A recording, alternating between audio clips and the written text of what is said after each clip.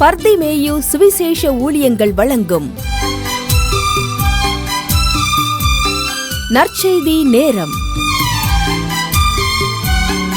தேவ செய்தி pastor R. Augustine. இந்த நாளில் உங்களோடு பேசி வருகிறேன். என்ன பேசி வருகிறேன்? ஆண்டவர் தள்ளி விடுவாரா? ஏன்னா ஒரு அம்மா திருமணமாகி 10 நாளைக்குள்ளே புருஷன் தள்ளிட்டாரான். கேட்டால் புருஷன் இவளோட வாழ முடியாது, இவளோட வாழ முடியாதுங்கிறார். அந்த மாதிரி நான் என்ன குறை அதையாவது சொல்லட்டும், நான் தெரிஞ்சுக்கிறேன்.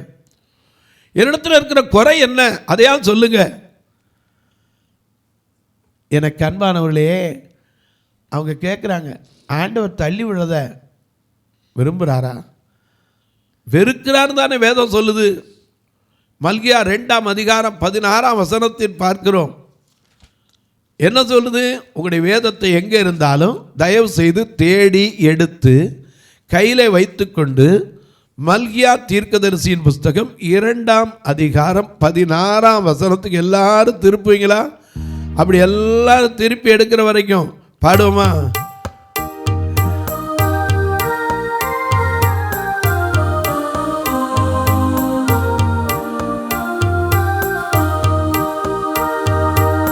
கல்மலைகள் பெயர்க்கும்படியாய் கர்த்தர் நம்மை கரம் பிடித்தார். கல்மலைகள் பெயர்க்கும்படியாய் கர்த்தர் நம்மை கரம் பிடித்தார். காத்திருந்து பலனடைந்து கழுகு போல எழும்பிடுமே. காத்திருந்து பலனடைந்து கழுகு போல எழும்பிடுமே. நம்புவே இயேசுவை, நம்புவே இயேசுவை, நம்புவே இயேசுவை, நம்புவே இயேசுவை. நிந்தனைகள் போராட்டம் வல்லும் நீதியின் தேவன் தாங்கினாரே.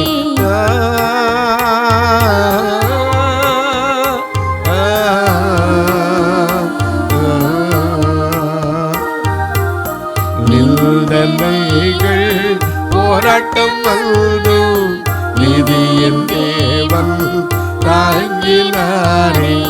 நேசத்தோணி எல்லில் பறக்க நேசனுக்காய் ஜீவித்திடுவே.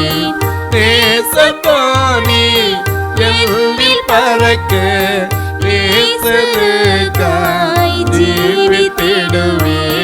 நம்புவே இயேசுவை, நம்புவே இயேசுவை, நம்புவே இயேசுவை, நம்புவே இயேசுவை. அத்திமரம் தொழில் விடாமல் ஆட்டு மந்தை முதலற்றாலும்.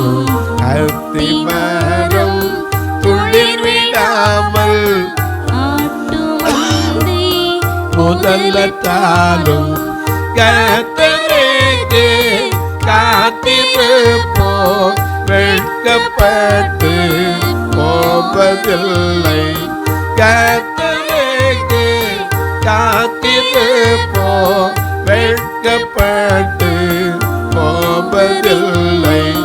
நம்பிவா இயேசுவை, நம்பிவா இயேசுவை, நம்பிவா இயேசுவை, நம்பிவா இயேசுவை.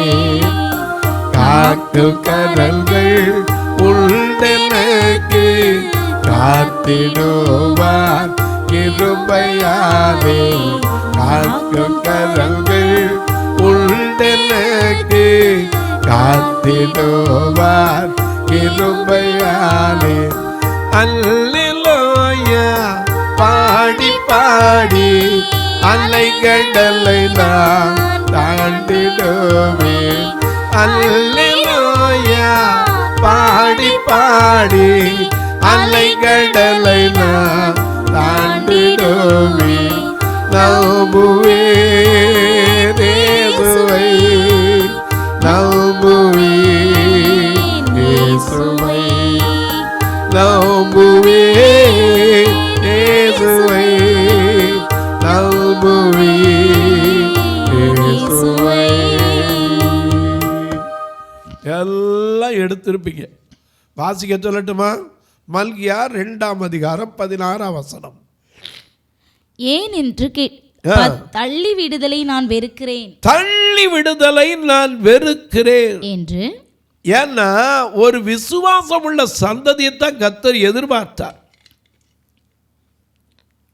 வாசிங்க பார்க்கலாம். தள்ளி விடுதலை நான் வெறுக்கிறேன் என்று இஸ்ரவேலின் தேவனாகிய கர்த்தர் சொல்லுகிறார். இஸ்ரவேலின் தேவனாகிய கர்த்தர் சொல்லுகிறார். ஏன் ஐயா சொல்லுகிறார்? அதுக்கு முந்தின வசனத்தை பார்த்தா, ஏன் என்று கேட்கிறீர்கள், கர்த்தர் உனக்கும் உன் இளவயதின் மனைவிக்கும் சாட்சியாய் இருக்கிறார். மறந்துடாதீங்க, அவர் ஒருத்தனை தான் படைச்சார். 15ஆம் வசனத்துல பார்க்கிறோம், அவர் ஒருவனை அல்லவா படைத்தார். ஆவி அவரிடத்தில் பரிபூரணமாய் இருந்தது. 2 பேரையும் குடும்பத்தோட படைச்சிருக்க அவரால் முடியாதா? ஒரே மண்ணை எடுத்து 2 உருவமா அவர் செஞ்சாரா? இல்லையே. இல்லை ஜெராக்ஸ் எடுத்தாரா? ஜெராக்ஸ் தான் எடுத்தார்.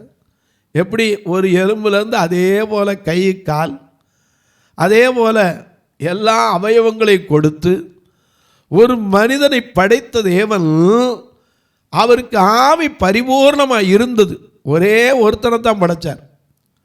முந்தின மனுஷனால ஆதாம், ரோமர் 5:19 என்ன வாசிக்கிறோம்? ஒரு மனுஷனாலே பாவம் பூமிக்கு வந்தது. ஒரு மனுஷனாலே அந்த பாவம் என்ன செய்யப்பட்டது? நிவாரணம் செய்யப்பட்டது. ரோமர் 5:19 என்ன வாசிக்கிறோம்? வாசிக்க பார்க்கலாம். மிக அழகா நமக்கு எழுதி வைத்திருக்கிறார். அன்றியும் ஒரே மனுஷனுடைய கீழ்ப்படியாமையினாலே, நல்ல கவனிங்க, ஒரே மனுஷனுடைய கீழ்ப்படியாமையினாலே அநேகர் பாவிகளாக்கப்பட்டது போல. ஒரு மனுஷன் தான். ஏன்னா ஒரு துளி பால், ஒரு துளி விஷம், ஒரு குடம் பால் என்ன செய்யும்? கெடுத்து விடும். அதான் இங்க எழுதுறார், ஒரு மனுஷனுடைய மீறுதலினாலே அநேகர் பாவிகள் ஆக்கப்பட்டது போல ஒருவருடைய கீழ்ப்படிதலினாலே அநேகர் நீதிமான்களாக்கப்படுவார்கள். அல்லேலூயா. அந்த ஒருத்தனை படைச்ச ஆதாம் தேவன் எதிர்பார்த்ததை நினைச்சு இருந்தானா? அந்த ஒருத்தனை படைச்சார். எதுக்கு? எல்லாவற்றையும் ஆளுவதற்கு. இந்த மனுஷனுக்கு கொடுத்த கிருபை மாதிரி வேற எங்கேயும் கிடையாதுங்க. இந்த மனுஷனுக்கு கிடைச்ச கிருபை மாதிரி எல்லாம் கிடையாது. எல்லாவற்றையும் ஆயத்தப்படுத்தி வச்சு அப்புறம் இவனை உண்டாக்கினார். உண்டாக்கிட்டு ஆயத்தப்படுத்தலை. நாமெல்லாம் இன்றைக்கி சொல்லுவோம், ஒரு சின்ன வீட்டை கட்டிக்கிடுவோம், ஒரு ரூமை கட்டிக்கிறோம், அப்புறம் போய் கொஞ்சம் கொஞ்சமாக கட்டுவோம். அப்படி வைக்கல. அவர் எல்லாவற்றையும் உண்டாக்கினார், ஆயத்தம் பண்ணிட்டு இத்தனையும் ஆள்றதுக்கு ஒருத்தன் வேணுமேன்னு பார்த்தார். ஏன்னா அவர் எதிர்பார்த்த காரியம் நடக்காமல் போயிடுச்சு. அவர் எதிர்பார்த்தது என்ன? நீங்கள் நினைக்கலாம், எசேக்கியேல் தீர்க்கதரிசியில் அப்புறம் அடுத்த செய்தியில் உங்களுக்கு சொல்கிறேன். தூதனை அலங்கரித்து அவர் வைத்தார். அவன் மேட்டிமை கொண்டு தன் சிங்காசனத்தை உயர்த்தி தேவனுக்கு சமமாமேன் என்று தன் இருதயத்தில் மேட்டிமை கொண்டான். ஆகையினால அவனை தள்ளி விட்டுட்டார். அடுத்து எதிர்பார்த்தார் யார? ஒரு மனுஷனை, இந்த மண்ணில் இருந்து ஒரு மனுஷனை எடுத்து மண்ணை பிசைஞ்சார், கல்லுகளெல்லாம் புறக்கினார். அப்படி புறக்கி அந்த மண்ணில் ஒரு மனிதனை செய்து அவனுக்கு நாசியிலே ஜீவ சுவாசத்தை ஊதினார். ஆதியாகமம் 2:8 தேவன் பூமியில் மண்ணினாலே மனிதனை என்ன செய்தார்? படைத்தார். படைத்து அவனுக்கு ஜீவ சுவாசத்தை ஊதி அவன் நல்ல வாழ்க்கை வாழ்வான், தேவனுக்கு ஏற்ற கீழ்ப்படிதல் உள்ள வாழ்க்கை வாழ்வான் என்று எதிர்பார்த்தார். ஆண்டவருடைய எதிர்பார்ப்பு அப்படித்தானே. இன்றைக்கி தகப்பந்தாயுடைய எதிர்பார்ப்பு அப்படித்தானே. பிள்ளையை பற்றி வளர்க்குறோம், தானே கடைசியில் எப்படி வேணாலும் வாழலாங்கிறக்கா இல்லை. இன்னைக்கு ஒரு மாடு வளர்க்குறவங்க கூட எதுக்கு வளர்க்குறான்? பால் கறக்கும்போது அதுவே போய் பேரம் பேசி விற்க முடியுமா? எனக்கு கண்பானவர்களே, ஆண்டவர் ஒரு நோக்கம் இல்லாமல் செய்கிறவர் அல்ல. ஒரு மனிதன் தான் படைச்சார். அவனுக்குள்ள இருந்து தான் ஒரு எலும்பை எடுத்து ஒரு பெண்ணை உருவாக்கி ஒருவருக்குள் ஒன்றாய் இருக்க வேண்டும். ஒன்றுக்கு ஒன்று பகை இருக்கக்கூடாது. ரெண்டு பேரும் தங்களை மேன்மையாக எண்ண வேண்டும் என்று அவருடைய ஞானத்தை நம்மளால் புரிஞ்சு கொள்ள முடியாது. அவ்வளவு ஞானத்தோடு படைத்து கொண்டு போய் தினந்தோறும் பேசுவார். தினந்தோறும் போய் தன் பிள்ளைகிட்ட தகப்பை எப்படி வேலைக்கு போயிட்டு வீட்டுக்கு வந்து பேசுகிறானோ அந்த மாலை நேரத்தில் வந்தால் அவரோடு வந்து பேசுவார், கொஞ்சி மகிழ்வார். அப்படி இருந்த ஒரு மனிதன், ஒரு மனுஷி அவருக்கு விரோதமாய் இன்னொரு சத்தத்தை கேட்டு தவறு செய்தாலும் பரவாயில்ல, மன்னிப்பு கூட கேட்கல. நான் தான் செஞ்சேன்னு ஒத்துக்கலை. ஆண்டவரையே குற்றம் சாட்டின போதும் அவனை தோட்டத்தை விட்டு தள்ளுறதுக்கு முன்னாடி என்ன செஞ்சார் தெரியுமா? ஒரு மிருகத்தை அடித்து அதன் தோலை எடுத்து அவனுக்கு உடுத்தி நிர்வாணத்தை மறைத்தார். ஆண்டவருடைய இரக்கத்தை என்ன சொல்கிறது? உடைய அன்பை என்ன சொல்லுவேன்? ஏன்னா நம்ம பாடுறோம், ஐயா பும்மத்து திவ்ய அன்பே என்னின் பெய்யா பரம பதமாட்பே. ஐயா பும்மத்து திவ்ய அன்பே என்னில் பெய்யா பரம பதமாட்பே. அங்கும் இங்கும் அலசடி பாட்டு, அங்கும் இங்கும் அலசடி பாட்டு, மலம் எல்குமே மல்ல சாந்தி கேட்டும். எல்தன் ஐயா உமது திவ்ய அன்பே என்னில் பெய்யா பரம பதமாவே.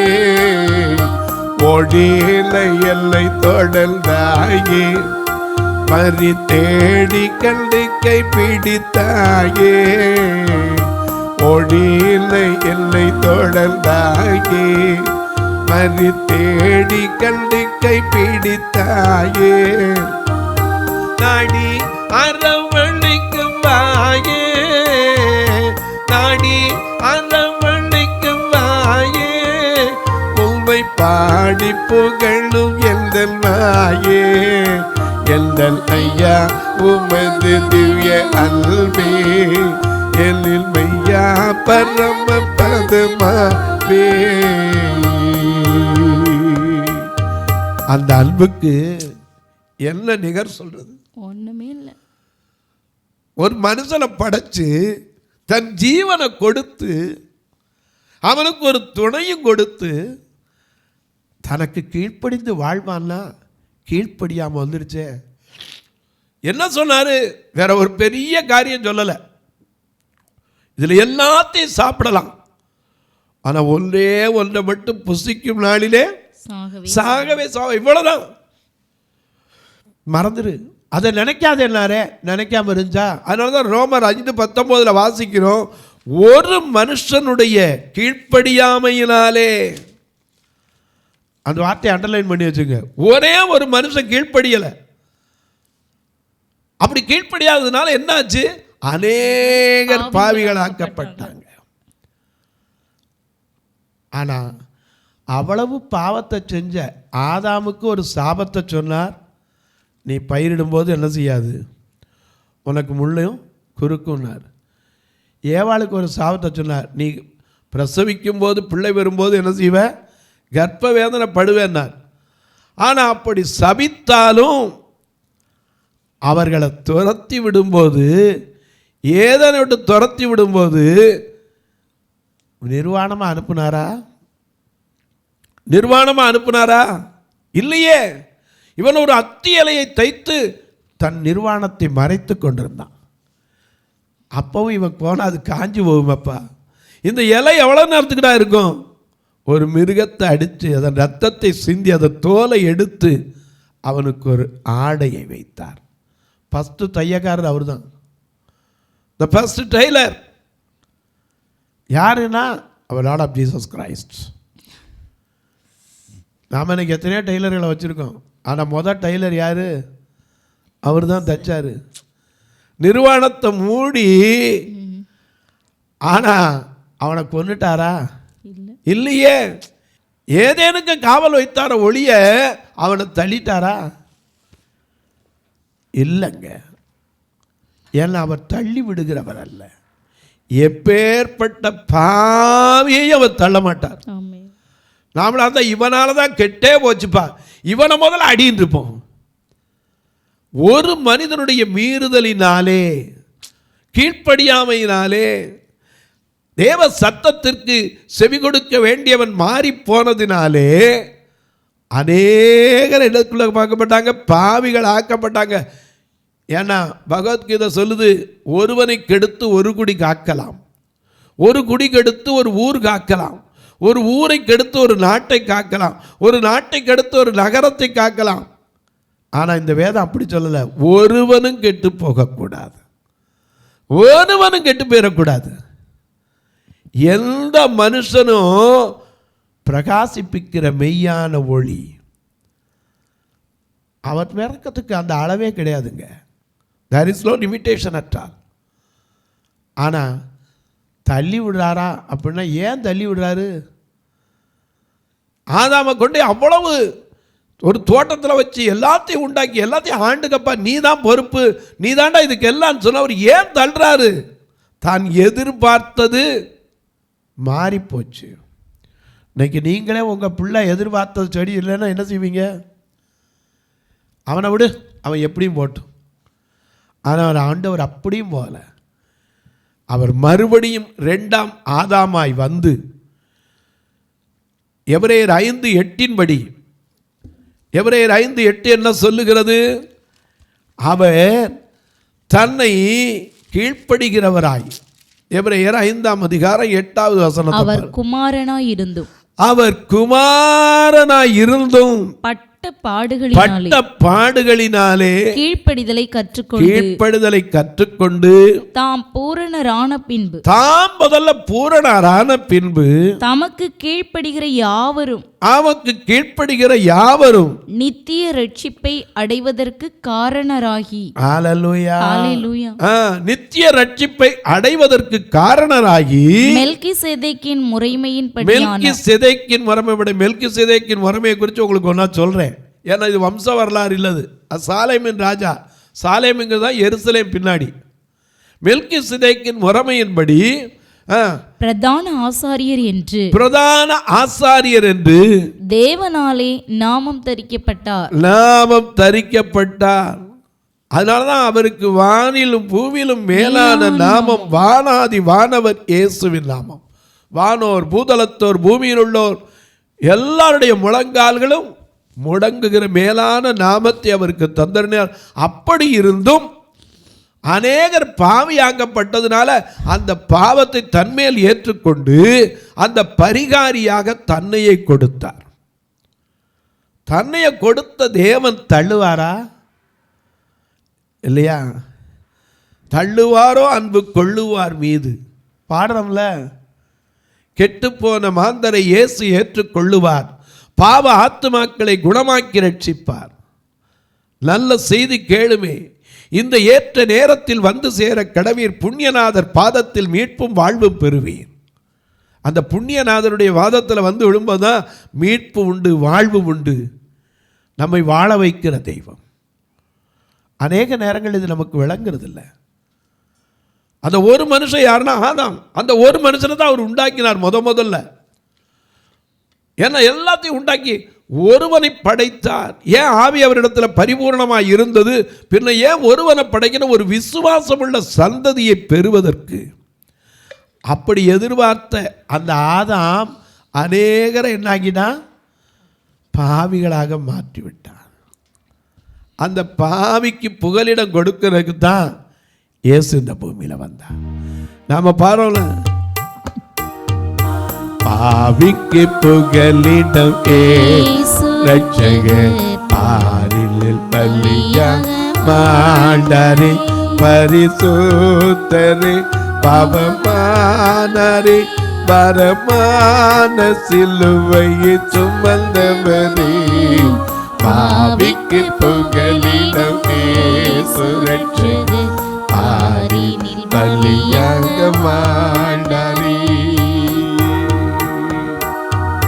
காட்டிக் கொடுத்தால் 30 வெள்ளி காசுக்காகவே கர்த்தர் இயேசுவை, காட்டிக் கொடுத்தால் 30 வெள்ளி காசுக்காகவே கர்த்தர் இயேசுவை கொலை செய்யவே கொண்டு போனாரே, கொல்கதா மலைக்கு இயேசுவை, பாவிக்கு புகலிடம் சுரட்சது, பாரினில் பலியாக மாண்டாரே.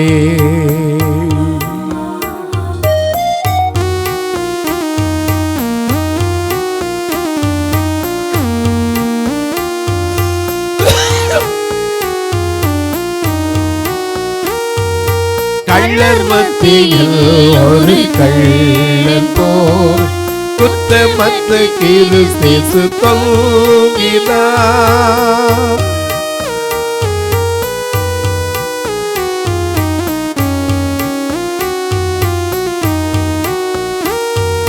கள்ளர் மத்தியில் ஒரு கள்ளன் போல் குற்றமற்ற கிறிஸ்து தொங்கினார்.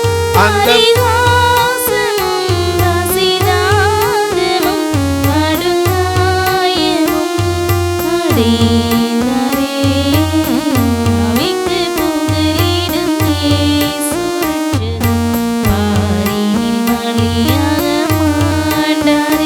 பரிசுத்தரே மானரே, பரமான சிலுவையை சுமந்தவரே, பாவிக்கு புகலிடமே ரட்சகர், பாரினில் பலியாக மாண்டாரே. எனக்கு அன்பானவனே, பாரினில் பலியாக மாட்டார். கொல்கதா மேட்டினிலே அந்த கொலை மரத்தில் தொங்குறது காரணம் என்ன? வேற ஒன்றும் கிடையாது. எல்லா பாவிகளும் மீட்கணும். அவரா தள்ளி விடுவார்? அப்போ ஒரு மனுஷனை தள்ளுறாருன்னா காரணம் என்ன? ஏன்னா அநேக காரியங்களை உங்களுக்கு சொன்னா தான் விளங்கும். ஏன்னா சத்தியத்தை சத்தியமாக போதிக்கணும். ஏதோ மேம்போக்கா போடுறது அது அல்ல. சத்தியத்தை அறியணும்.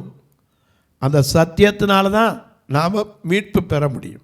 தொலைக்காட்சியில் பார்க்கிற என் அன்பு மக்களே, இந்த நிகழ்ச்சியை நாள்தோறும் பார்க்குறீங்க, கேட்குறீங்க, பரவசமடைகிறீங்க. ரொம்ப நல்லது. கேட்பதோடு விட்டுறாதீங்க. ஒரு வார்த்தை ஜெபம் பண்ணுங்க. எதுக்கு? இந்த நிகழ்ச்சி தொடர்ந்து வருவதற்கு தேவைகள் சந்திக்கப்படணும். ஒன்று, ஏன்னா ஒவ்வொரு நாளும் 4000 ரூபா தொலைக்காட்சிக்கு, 30 நாள் 30 பேர் எந்திரிக்கணும். அதுபோக ரெக்கார்டிங் 30 நாள், ஒரு நாளைக்கு 1000 ரூபா, 30,000 ரூபா வந்துடும். அது குறைச்சி ஒன்றுமே செய்ய முடியாது, ரெக்கார்டிங்க்கு மட்டுமே. இது போக தான் சபையில் வர்ற பார்வையற்ற மக்களுக்கு ஏதாவது செய்கிறதுக்கு இதிலிருந்து வர்றதை வச்சு தான் செஞ்சுக்கிட்டு இருக்கோம். எனக்கு அன்பார்களே, நீங்களும் கர்த்தர் ஏவினால், கட்டாயமல்ல, விசனமாயல்ல, உங்கள் பிறந்த நாள், திருமண நாள் போன்ற நல்ல நாட்களிலே இந்த பார்வையற்ற மக்கள் திருச்சபைக்கு ஒரு வேளை உணவு கொடுக்க உதவலாம், ஒரு ஊன்றுகோல் கொடுக்க உதவலாம். ஊன்றுகோல்னால் என்னென்னு கேட்பீங்க? கண்ணுதிரி அவங்க கையில் கம்பு வச்சுருப்பாங்க, இல்லாட்டி நடக்க முடியாது. ஒரு ஊன்றுகோல் 260 ரூபா தான். ஒரு 10 பேர் கொடுக்கலாம், ஒரு 50 பேர் கொடுக்கலாம். கண்ணை கொடுக்க முடியாது. ஆனால் கண்ணை போல உதவுற ஊன்றுகோலை கொடுக்கலாமே. பார்வையற்றோர் மரித்தா சொந்தக்காரனுக்கு மனசு வராது அடக்கம் பண்ண, ஃபியூனரல் காரியத்துக்கு கொடுக்கலாம். இப்போ இருக்கிற அறை திருநெல்வேலியில் பார்த்தீங்கன்னா ஒரே ஒரு ரூம், அதில் தான் எல்லாம் நடந்திருக்காங்க. இன்னொரு அறை கட்டுவதற்கு கொடுக்கலாம். அது மட்டும் இல்லை, மதுரையில் ஒரு ஞானஸ்நான தொட்டி 20 வருஷம் ஆச்சு, அதை பழுது பார்க்குறதுக்கு 80,000 ரூபா. அது மட்டும் இல்லை, முந்தி பெண்களை தங்க வச்சுருந்தோம். அந்த மாடியில் ஆஸ்பெட்டாஸ் போட்டு 20 வருஷம் ஆச்சு. அது அப்படியே வெயிலில் கிடந்து மதுரை வெயிலுக்கு நீங்களே வந்து பார்த்தீங்கன்னா அவ்வளோ வெறுத்துருவீங்க, அவ்வளோ வெயில். திரும்ப ஓடு போடணும்னா எனக்கு மனசில், ஏன்னா இந்த வெக்கையில் எப்படி உட்காருவாங்க வயசான காலத்தில்.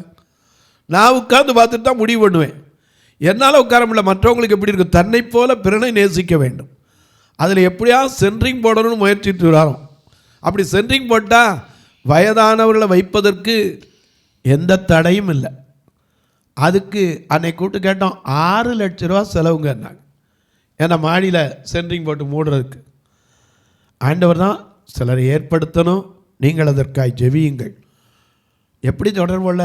இங்கே 2 நம்பர் ஜிபே ஃபோன்பே வந்துக்கிட்டு இருக்கும், நீங்கள் தொடர்பு கொள்ளலாம். அது மட்டும் இல்லை, ஏன்ட்ட கேட்டாலும் உங்களுக்கு விளக்கங்களை சொல்லுவேன். ஒருவேளை நாங்கள் செஞ்சு தரலாம் ஐயா, எனக்கு பில்லு கிடைக்குமா? தாராளமாக. நீங்கள் வைப்பதற்கு ஏற்ற பில் கிடைக்குமா? கண்டிப்பாக கிடைக்கும். 84 388 52 500 பாருங்கள், அதில் உங்களுக்கு தெரியும் விளக்கம், நீங்களே பார்த்தோன்னு தெரிஞ்சுக்குவீங்க. அது மட்டும் இல்லை, திருநெல்வேலியில் வாரம் வேன் வச்சு தான் கூட்டிகிட்டு வரோம். 16,000 ரூபா மாதத்துக்கு வேன் பட்டு வாடகை. நான் வந்தவுடனே காணிக்கைன்றதுக்கு இல்லை, அவங்க தலையத்தான் என்ன சொல்லுவேன். ஏன் தெரியுமா? இவங்க எந்த காணிக்கை போட்டு கரண்ட் பில்லு கூட வராது. ஆனால் அவர்களை வெறுமையாக அனுப்பக்கூடாது, அவர்களும் ரட்சிக்கப்பட வேண்டும். சாதாரணமாக சொல்ல, பின்னாடி ஒரு காரியத்தில் உங்களுக்கு சொல்கிறேன். தாவீது யுத்தம் பண்ண போகும்போது அவனுக்கு தடை பண்ணுவாங்கன்னு சொன்னதே யாருன்னா குருடனும் சப்பானியரையும் தான் சொல்லி வச்சான். நீங்களும் கர்த்தர் ஏவினால் இதில் தொடர்பு கொள்ளலாம். உங்கள் ஜெபக்காரி எது இருந்தாலும் காலை 10லேருந்து 5 மணிக்குள்ளே சொல்லலாம். ஏன்னு கேட்டால் 24 மணி நேரம் ஜெப உதவிக்கு நான் போட்டுட்டு ஃபோனை எடுக்காமல் இருந்தால் அல்லது ரெக்கார்டிங் நேரத்தில் ஆஃப் பண்ணி வச்சுருந்தா என்ன பிரயோஜனம்? ஆகையினால தான் சொல்கிறேன், 10லேருந்து 5க்குள்ளே தொடர்பு கொள்ளுங்க. ஒருவேளை ஆஃபில் இருந்து அல்லது எடுக்காமல் இருந்தால் நீங்கள் தெரிஞ்சுக்கலாம், ரெக்கார்டிங்கில் இருக்கார், ஆராதனையில் இருக்கார், அல்லது ஒரு கூட்டத்தில் இருக்கார். மித்த நேரம் கட்டாயம் எடுப்பேன், பதில் சொன்னேன். இப்போ உங்களுக்காக ஜெபிக்கட்டுமா? நல்ல பிதாவே, நன்றியோடு துதிக்கிறோம் சுவாமி. நல்ல நாளிலே ஆண்டவருடைய நாமத்தினாலே ஐயா, ஆதாமை கூட தள்ளிவிடாமல் அவனை அலங்கரித்த தேவன், இன்றைக்கும் யார் யார் தள்ளிவிடப்பட்ட நிலைமையிலிருந்து கண்ணீர் வடித்து கொண்டிருக்கிறார்களோ, எந்தெந்த வீட்டுக்குள்ளே எந்தெந்த சகோதரிகள், எந்தெந்த சகோதரர்கள், எந்தெந்த பிள்ளைகள் கண்ணீர் வடித்து கொண்டிருக்கிறார்களோ, அவருடைய கண்ணீர்களை துடைத்தரலும். பிறந்த நாள் திருமண நாளை நினைவு கூறுகிற மக்களுக்காய் ஜெபிக்கிறேன். முதல் பிரசவத்திற்காய் பயத்தோடு இருக்கிற என் அன்பு சகோதரிகளுக்காய் ஜெபிக்கிறேன். ஐயோ எனக்கு ஒரு குழந்தை இல்லையே என்று ஆதங்கப்படுகிற மக்களுக்காய் ஜெபிக்கிறேன். மருத்துவமனையில் இருந்து கொண்டு எனக்கு எத்தனை சொந்தங்கள் இருந்தன, பந்தங்கள் இருந்தன, உறவுகள் இருந்தன, எனக்கு உதவி செய்ய ஒருவர் இல்லையே என்று அங்கலாய்க்கிற மக்களுக்காய் ஜெபிக்கிறேன். நீர் அவர்களுக்கும் ஆறுதலை கொடும், சமாதானத்தை கொடும், ஒத்தாசை அனுப்பும். இயேசுவின் நாமத்தில் ஜெபிக்கிறேன் நல்ல பிதாவே, ஆமென்.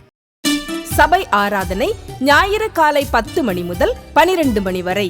இடம் பர்திமேயு சுவிசேஷ ஆலயம், அன்னை சத்யா நகர், இளமனூர் அஞ்சல், சக்கிமங்கலம் வழி, மதுரை மாவட்டம். பின்கோட் 625201 மற்றும் பர்திமேயு சுவிசேஷ ஜெப வீடு, plot number 107, Eden garden, Muthur, Tirunelveli. Pincode 627011.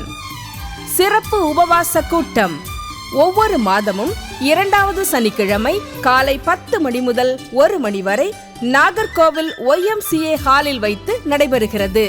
மற்றும் ஒவ்வொரு மாதமும் 4வது சனிக்கிழமை காலை 10 மணி முதல் 1 மணி வரை திருநெல்வேலி புதிய பேருந்து நிலையம் அருகில் உள்ள கிரேஸ் ஹாலில் வைத்து நடைபெறுகிறது. எங்கள் எல்லா ஆராதனைகளிலும் கலந்து கொண்டு தேவனை மகிமைப்படுத்த அன்பாய் அழைக்கிறோம். உங்கள் உதாரத்துவமான காணிக்கைகளினால் இவ்வூழியத்தை தாங்க விரும்பினால் R Augustine, account number 5021364331, IFSC code IDIB 000B066, Indian bank, BP Kulam, Madurai.